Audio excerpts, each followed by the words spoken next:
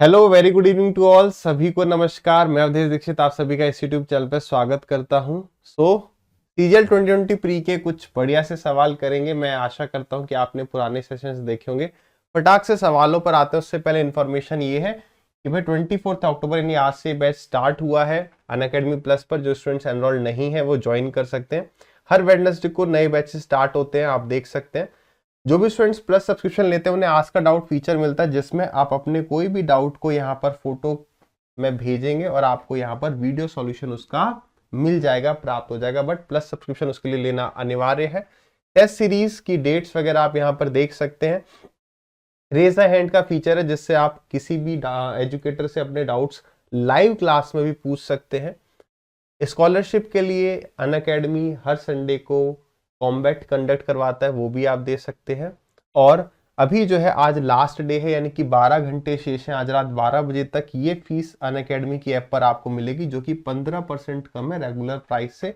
यहाँ पर आप किसी भी अपने फेवरेट एजुकेटर का कोड यूज कर सकते हैं to get extra 10% discount in your fees. ठीक है, अगर आप ये सारी इंफॉर्मेशन पहले देख चुके हैं तो नीचे आपको टाइम स्टैम्प में दिख रहा होगा, आप आगे वहां पर भी स्किप करके जा सकते हैं। ठीक, ये सवाल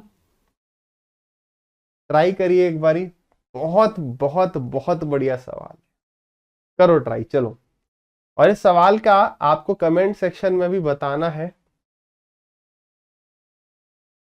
कि आपने यहां पर कैसे किया।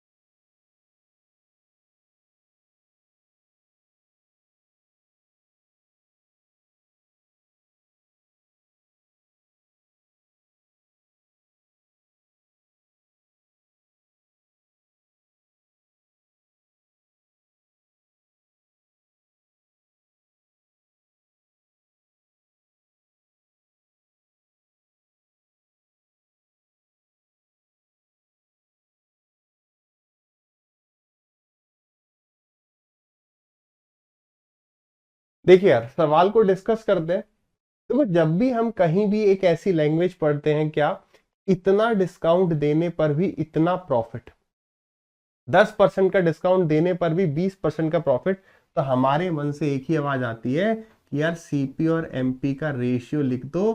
100 माइनस डिस्काउंट और 100 प्लस प्रॉफिट। आती है नहीं आती है? तो एक शॉपकीपर 21% का प्रॉफिट कमा रहा है, 21 माइनस कर दोगे तो 79 आ गया, और 21 प्लस कर दोगे 121 आ गया। 21% डिस्काउंट के बाद भी, 21% प्रॉफिट 21% के डिस्काउंट के बाद भी, ऑन द मार्क प्राइस या printed price the ratio of the cost price and selling price. सबसे पहली बात, एग्जामिनर को एक ऑप्शन देना चाहिए था 79 रेशियो 121, वो नहीं दिया। अब उसे प्रॉफिट हो रहा है 21% का, यानी सीपी अगर 79 है तो हमारा एसपी कितना, तो 79 को बढ़ा दो 21% से। हमें रेशियो इन दोनों का लेना है, तो 79 से 79 गया तो आंसर आ गया 100 रेशियो 121। और तभी हमारे मुंह से हंसी छूट गई। किस वजह से? कि यार ये मैंने क्या किया, 21% प्रॉफिट उसने दे रखा है। तो अगर 21% प्रॉफिट है तो 100 सीपी 121 एसपी, खत्म। तो यानी कि कहने का मतलब क्या है कि एग्जामिनर जो है कई बार आपको यूजलेस एक्स्ट्रा इंफॉर्मेशन देगा। हमें वहां पर अपना कॉमन सेंस लगाना है। जहां सवाल 1 या 2 सेकंड में हो सकता था, वहां पर हम इस सिचुएशन पे भी पहुंच सकते थे कि हम अटक ही जाए कि यार ये क्या हो गया। यूजलेस इंफॉर्मेशन कई बार वो देते हुए आ रहा है, मेंस के एग्जाम्स में, प्री के एग्जाम्स में। तो बी अवेयर। क्लियर? चलिए आगे बढ़ते हैं अगले सवाल पर।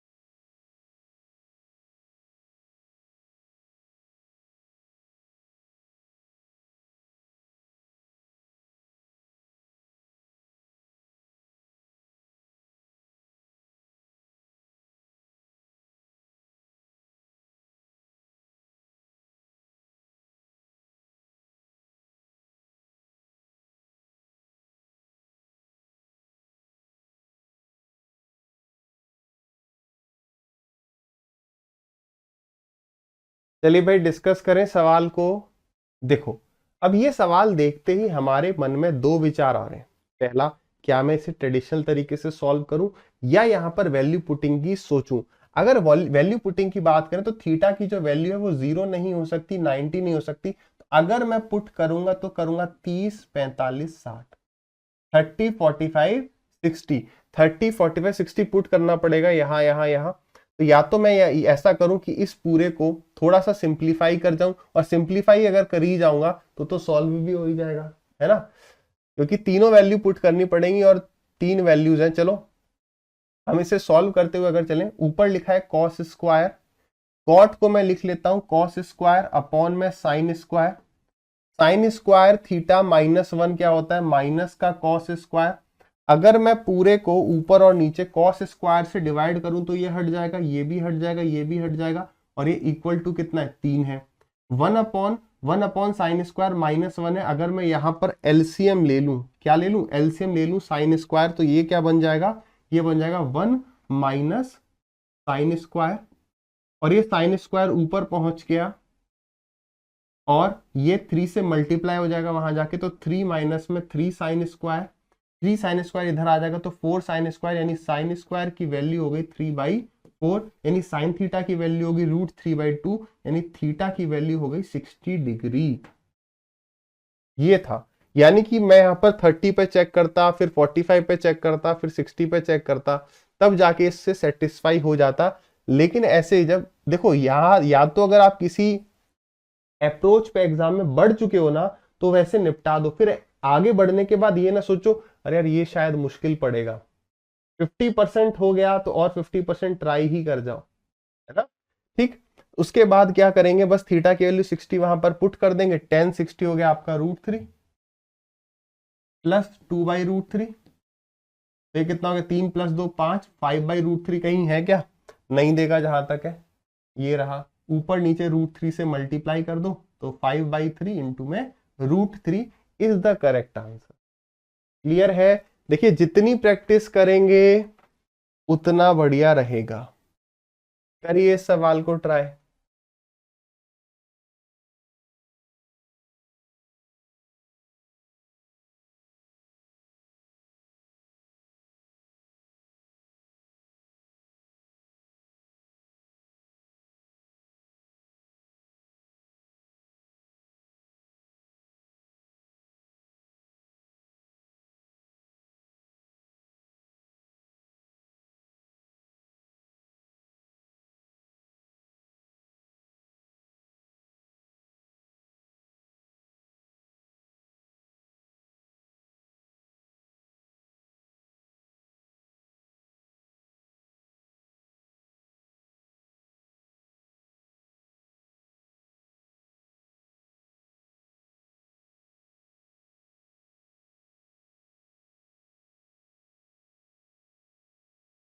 चलिए भाई डिस्कस करें यहाँ पर। तो इस सवाल में एक जो छोटी सी चीज है जहां पर शायद कोई फंस सके, या एग्जामिनर ने जो सवाल फंसाने की अगर छोटी सी कोशिश करी है ना, तो वो यहाँ करी है। देखो जब सवाल में उसने कह दिया कि ABC सिमिलर है PQR के, अगर मैंने कहीं भी आपको लिख के दे दिया कि ABC सिमिलर है PQR के, तो जो संगत भुजाओं का अनुपात है यानी कि करस्पॉन्डिंग साइड्स का रेशियो है वो सेम रहेगा। तो करस्पॉन्डिंग साइड्स यही रहेंगी, पहली दो, आखिरी दो, पहली आखिरी, इस तरीके से, है ना। AB का रेशियो PQ के साथ, BC का QR, AC का PR। लेकिन यहां पर एक छोटा सा चेंज देख रहे हो, ABC अपॉन उसे लिखना चाहिए था PQR, लेकिन उसने QPR लिख दिया। अरे ट्राइंगल का एरिया आप कैसे भी लिखो, कोई दिक्कत नहीं है। तो उसने ये जो लिखा है ना, वो शायद यहां पर ऐसा सोच रहा है कि मैं ये गलती करूं, ABC similar to QPR। Are you getting my point. देख रहे हो एग्जामिनर कितनी छोटी छोटी बातों पर ध्यान देने लग गया है, कितना चतुर होते जा रहा है ना। होना ही पड़ेगा, क्यों, सवाल वही है, घुमाए किस तरीके से। तो यहां पर एरिया के रेशियो जो है ये है, तो साइड का रेशियो कितना, 12:7, रूट ले लिया। AB BC AC तीनों साइड दे दी पहले ट्राइंगल की। PR पूछ रहा है तो PR निकालना है तो AC चाहिए, AC कितना है 9, तो 9 जो है वो वैल्यू है 12 रेशियो की, हमें बताना है x की वैल्यू कितनी होगी। 3 से गया ये 3 टाइम्स और 3 से गया ये आपका 4 time, 7 3 21/4 is the correct answer. Option number is D. Option number D जो है वो करेक्ट आंसर है। क्लियर?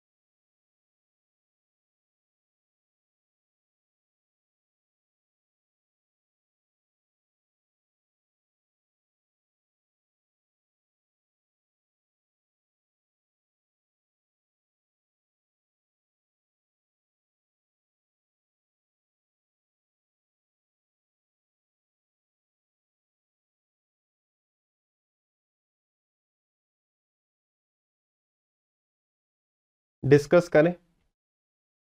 चलिए सवाल देखते हैं क्या कह रहा है। सवाल कह रहा है when x is subtracted from each 19, 28, 55 and 91 the numbers so obtained in this order are in proportion, what is the value of x। इसमें वो सवाल प्लस करके पूछ लेता है, माइनस करके भी पूछ लेता है। कई बार जब वो x देता है ना, जब वो x देता है तब हम क्या सोचते हैं कि यार यहां पर ना x वैल्यू उठा के चेक कर लेंगे, एक तरीका ये है। लेकिन कई बार वो थोड़ा सा स्मार्ट वर्क करता है और वो बोल देता है find the mean proportion of x + 3 and x + 4, यानी इनका मध्यानुपात बताओ। इस तरीके से कोई वैल्यू दे देगा, तब हम ऑप्शन भी नहीं यूज कर पाएंगे। इतनी बात क्लियर है? बहुत लेंदी पड़ जाएगा ऑप्शन से कैसे कैसे सर्च करेंगे, वो सब नहीं। तो हम ऐसा करते हैं कि ट्रेडिशनल तरीका जिससे x फटाफट से निकल जाए, चाहे प्लस करवाए चाहे माइनस करवाए, समझिए क्या है। देखो इसका कंसेप्ट क्या है। जैसे मैंने कहा कि यार 1/2 या रैंडम पकड़ लेते हैं, मैंने कहा यार 3/7, ठीक है, बराबर है 12/28 के। देखो बात सही है, 3 4 जा 12, 7 4 जा 28, आपने कहा बिल्कुल। तो कंसेप्ट ये कहता है कि अगर ये वाला डिफरेंस इस डिफरेंस के बराबर हो गया तो ऊपर वाले दोनों नंबर नीचे वाले दोनों नंबर बराबर हो जाएंगे। जैसे यहां पर मैंने कहा डिफरेंस कितना, आपने कहा 16, मैंने कहा यार यहां डिफरेंस कितना, आपने कहा 4। अगर यहां पर 4 और 16 का एलसीएम 16, अगर मैं यहां 4 से मल्टीप्लाई कर दूं, यानी ऊपर भी 4 से मल्टीप्लाई नीचे भी 4 से मल्टीप्लाई, तो देखो दोनों नंबर सेम हो गए। इसी कंसेप्ट का यूज करते हैं हम इस सवाल में। कैसे कि यार 19 में से x माइनस कर दिया, 28 में से x माइनस कर दिया, 55 में से x माइनस कर दिया, 91 में से x माइनस कर दिया। यहां पर डिफरेंस कितना दिख रहा है, तो 9 का दिख रहा है। यहां पर डिफरेंस कितने का दिख रहा है, 36 का दिख रहा है। तो ये मल्टीप्लाई कर दो 4 से, तो न्यूमरेटर को इक्वेट कर लो या डिनोमिनेटर को। 19 इंटू में 4, ठीक है, 19 इंटू में 4 इज 76 माइनस 4 इंटू में x is 4x is equal to 55 minus में x। तो 3x की वैल्यू कितनी हो गई, तो 3x बराबर 21, x बराबर 7 इज द आंसर। बात सही है?